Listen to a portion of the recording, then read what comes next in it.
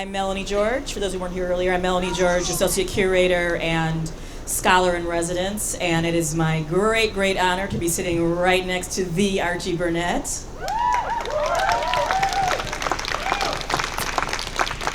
Before we get into the talk, I think it would be helpful to have everyone introduce themselves. We know who Archie is, but if you want to say hello, please feel free. Well, hello everyone. Hi, I'm Archie Burnett. Yay, hey, hey, today, day. And I have my lovely family with me throughout this whole adventure. Chip Chop. DJ Chip Chop produced the music you just heard. Thank you. And my baby, Maya. Hi guys, my name is Maya Llanos. So, there's so many lovely little Easter eggs and nuggets in this show, and I could go in any direction with this, but I think maybe the best place to start, where we're starting with most of our artists, is making work coming out of this pandemic. Making work coming out of a deeply intense social uprising. Making work for outdoors when your work actually happens in a club. You know, maybe touch on any of those things for our audience. Okay, well, let's start out by saying my nickname for this whole situation last year is Miss Ronisha. Miss Ronisha put a stop on the whole world last year. No, she really was out of order. So, all of us went through the same thing. We all went through depression. We all went through revelation. We all went through discovery. Everything. For this generation, that's their first crisis. My generation, we had a lot more. So it's real to the kids now. Very real. Now, my wish, which has happened, is that because of this particular time, now the work that you do will mean more. It'll mean something more. Because you never know what you've had until it's gone. So now people are putting out work, but I could go on a rant, but the whole idea is that because of social media, kids feel that they have to constantly produce. And to be honest, if you constantly super produce just for producing sake, there's a lot of garbage that's going to go out there. But kids feel because of the nature of this, let's say, medium, you have to stay relevant. So honestly, because this is their generation, this is their problem. Through the problems, they will find their solution, but it has to be something about balance. Because the bottom line is, you have to do work for you. You have to do that. You come first, and you are the most important thing in the whole equation. Yes, you have to work. Yes, you have to make work, but your voice has to be heard from a real place. I have a saying, combinations without content means anything. Doesn't mean a thing. It's the same thing for this. So I'm quite honored that all of us are here.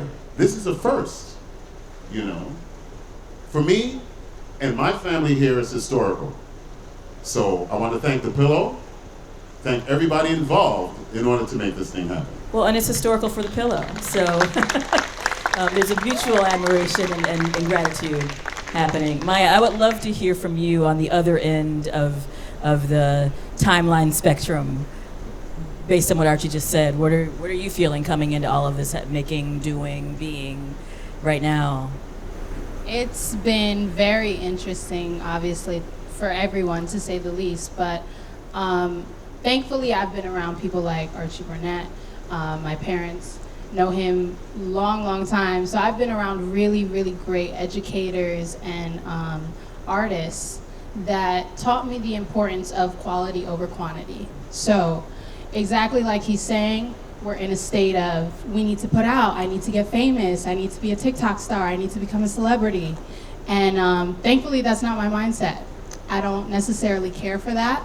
I'd rather be in the woods performing, you know, doing a show like this, learning from legends and being around other legends. Everybody else up on stage here, even working with Chip Chop, you know, hearing all the stories. We got cabin stories for days, but it's only been like, what, 2-3 days, and I feel like I've gained so much like a year's worth of knowledge and stories in just a few days here. And I feel like our generation misses the importance of being around people that have a story to tell, have knowledge to share. They're so quick to be in the limelight, not knowing anything, not having anything to share with anyone. So Chip Chop, I have to ask the origin of the Jacobs Pillow House Party. First thing I have to say is thank God for unlimited data, because that's how we got this done during COVID. Phones, computers, any way we can make it happen. But as we've got, yes, right, unlimited data, we love that. And we pushed it to the limit. But how it came to be is when I was approached to the project, we had a list of songs and we did it by era. So as I created the music, we wanted to come up with our own, make it all our own. So we switched up the lyrics and we made it relevant to what's going on. And we thought it'd be fun to give you guys a theme song and kind of like what's going on with the world today within our music, have the message out there for you. Make it interesting, make it fun, but it also defines who we are. You know, and that's what I've always, with my music, there's a saying we have, ninjas move in silence. I let the work speak for itself. I don't have to blah, blah, blah, blah, blah. If you like it, you have ears, you move into it, we're good. And I saw you guys clap your hands, so nobody threw a tomato, I'm happy. All right, there we go. But that's how we made that happen. It was just a lot of back and forth working with Archie day and night on the phone and unlimited data. But that's how that came to be. Just a lot of endless hours around the clock so we get it right in the sweet spot. And we did many different takes before we finally got to that point. So in my pre-show talk, I name-checked Tyrone and I name-checked Willie, and I had a really lovely experience with Archie, God, it was like a few years ago now, but we were working with Efrat and at the Lumberyard, and Archie sat with me for a few hours. We were doing a little drinking, and he told me these lovely Willie stories, and I just sat and soaked it up. And so I'm wondering if you have a Willie or a Tyrone story you want to share with us. Baby, I got thousands. Okay, so we're in Paris, right? And this is a Willie story. We're in Paris. So Willie decides to walk runway down the Champs-Élysées. Now, Willie has a habit of being bigger than life when he's out in the street, right? So we're in Paris and he's walking down and voguing and carrying down the Champs-Élysées. So obviously, we have this thing where he stands right next to me as we're walking and talking. But, you know, when Willie takes to show out, he kind of shows out a little too much. So I kind of hung back, you know? And he's walking and voguing down the Champs-Élysées and he turns around. Just like that, traffic was stopping, going, ooh la la, ooh la la, ooh la la. So we get back to the hotel, and Willie's crazy. What Willie did is he had the maids that, you know, that clean the room with the cart. He had them doing runway with the cart up and down the hotel aisles. That's crazy for me. Next minute, you know, we go to the club, the place called The Queen. The club has, Sally Summer was there, she saw it. The place has a net above the dance floor. So next minute, you know, we're in the partying. I look up, Willie's on the net, above the dance floor, voguing on the cargo net. Any place, anytime, anywhere. Now, my brother-in-law is Tyrone. Both of these young people are passed, you know, and they're watching us from wherever they are. And Tyrone, 1,000 stories with Tyrone. Matter of fact, Tyrone's daughter is here, right there, right there. Tyrone, he was part of Breed of Motion, and this is a group that we had in the early 80s. And Tyrone is a main force for Breed of Motion because the whole idea was, up to that time we were doing video pretending. So Michael Jackson had just come out with Bad and Beat It, and we were called video pretenders. So what we would do, we would dress up in the same clothes, kind of like Rocky Horror Picture Show, dress up in the same clothes, the video's playing in the back, and we would do the same choreography as the thing was going down, right? So we were doing that for a little while, and Tyrone tells me, you know, Archie, you know, we should start singing. And I'm like, singing? Now here's the thing, Tyrone came from Soul Train. Everybody that came from Soul Train hit it. Jody Watley hit it. Howard Hewitt hit it. Jermaine Stewart hit it. So why not have Tyrone do lead? And then Tyrone would hit it. Next minute, you know, he's choreographing and chaperone for New Kids on the Block. Next minute you know, he's choreographing the Isley Brothers. And if anybody looks it up, Jody Watley's Still a Thrill. I gotta tell you. That's Tyrone Parker. That's the one. So, we're gonna be name checking and naming things, and as a historian and scholar, I always wanna give you some nuggets, and so I'm gonna give you two things to look up when you go home on YouTube. One is the Jody Watley Still a Thrill video filmed in Paris. I think half of my aesthetic and even this hair is like trying to be Jody's weave. So Still a Thrill by Jody Watley, and then I would say the Queen Latifah video, Come Into My House for Willie Ninja. So just seminal pieces of pop culture to look up who these artists are. Yes, please. You have to know that the first, let's say, promoted Vogue video was Malcolm McLaren, Deep in Vogue. Not Miss Madonna, that came after. But because of popularity, I'm not hating, I'm just stating. Get that right, y'all. I'm not hating, I'm just stating. Often credit is not given to where credit is due. And it's only because of the popular machine that works, But in the end, I always have a saying, baby, if it don't come out in the wash, it comes out in the rinse. How about that? So I'm curious, we just watched a abbreviated piece of your life story as a dancer. What is Aid revealing to you about these dances that you could have only known from getting older while doing them, that maybe you didn't know when you were young? Okay. There's another saying, youth is wasted on the young, because when you're living your life, you don't necessarily sit back and look at it as you go on. So, I mean, in those days, each, let's say, genre that happened, you had a few years to kind of like marinate in it, So when you see older people move, they're more seasoned because, they get the time. The time is what makes them get the flavor, the sabor, that fire, that thing, As I get older, and your facilities change as you get older, you begin to not even, what's the word? You begin to realize that sauce. You begin to realize being settled in your skin, But then again, we also have that curse as we get older.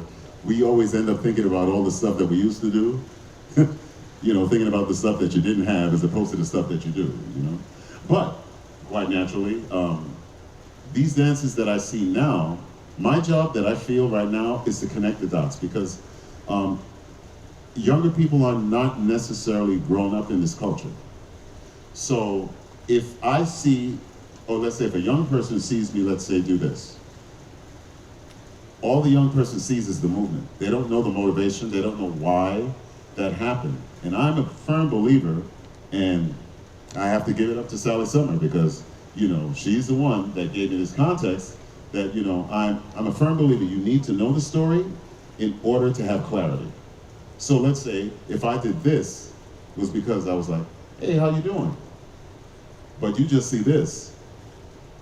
It doesn't have any context. But if you know it was me saying how you doing, when you do your how you doing, the connective tissue's there, And it's your own. So my job is to connect those dots to make sure that young people get the context, do it your own way, but it reads. So let's say in Vogue, you're doing Vogue, not vague. Very clear. So we learned about how Archie found his way into this world and this material. Maya, I know you have a lineage that you come by it through family, and that's a really interesting juxtaposition, this idea of found family with actual people who were from the found family creating their own families. What made you decide to follow the family footsteps and not go off and do something that's not this? I mean, I do pursue professional dance in the commercial world, so it is very much along the lines of what's on social media, but I think I made the conscious decision to go with what feels natural, what feels authentic, and family, dancing with people that have the knowledge, that come from this lifestyle, that did the party scene. For me, Those parties back in the day, nobody dances like that anymore. That was real dancing. And like you just said, like you pointed out, with the movement, kids pick up the movement rather than the feeling. And everything about dance and performance and sharing is about the feeling.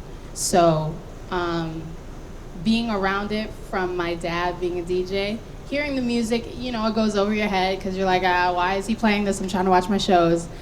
And then you grow up and realize, wow, I was really exposed to something that my generation doesn't understand. So I think I just made the conscious decision to be where the authenticity is. And that's slowly kind of going out the window, but we're trying to bring it back. We don't want to lose it. Yeah.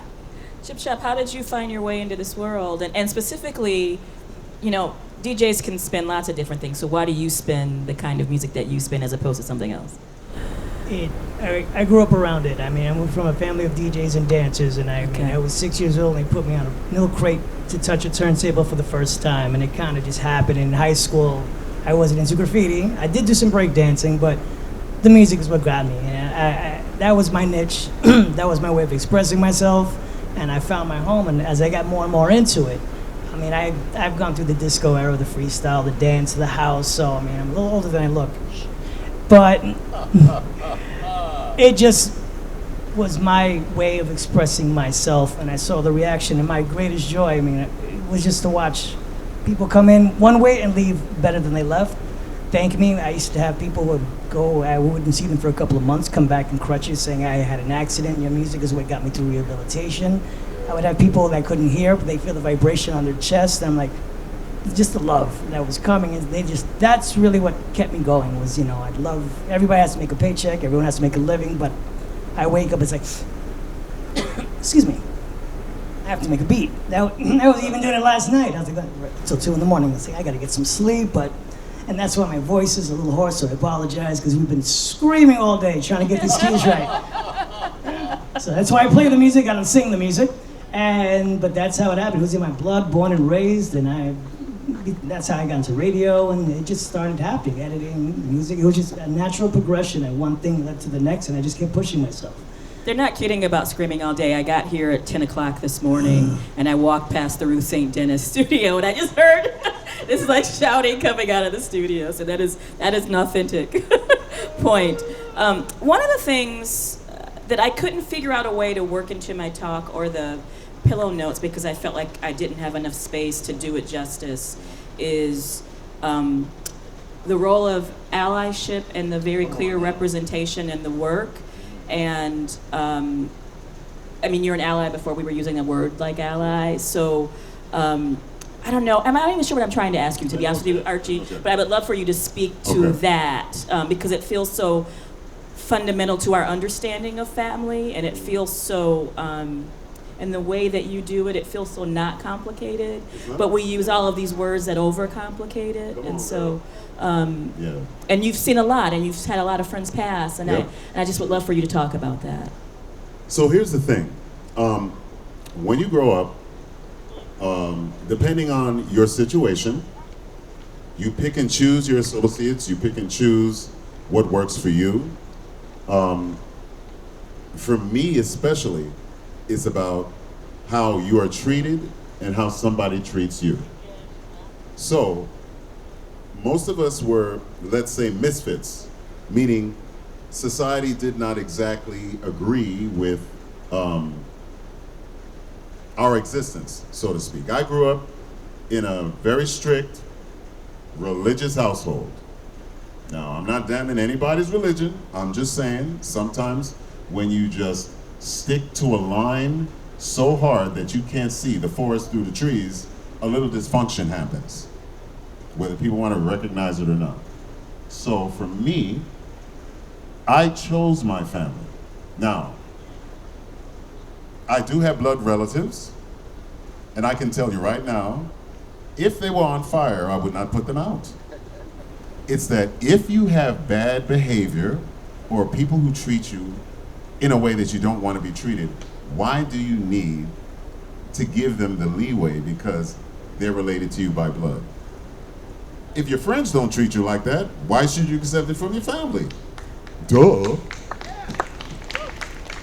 If it looks like a duck, quacks like a duck, and it got feathers, it's not a cow. Okay? So the simple things in my life have had me choosing people in my life that you treat me fine, I treat you fine, and we're brothers forever. How you choose to live your life, we're brothers and sisters forever. So when I met Willie, Willie was totally living another lifestyle, but you have to understand, in New York City, we all partied together, all of us. It's the music that brought us together.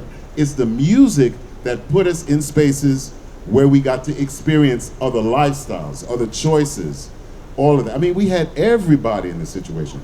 You had people who were, let's say, trans, you had people who were black, white, Puerto Rican drug dealers, and they would come into the club, and the club was neutral. So it's all about family, and family is everything. Your chosen family, the ones who treat you right, the ones who do right by you. That's what it's about, and that's how the world gets better. So, kumbaya, baby, kumbaya. Thank you, thank you, thank you. Thank you all for coming today. Come back and join us. We're here all summer.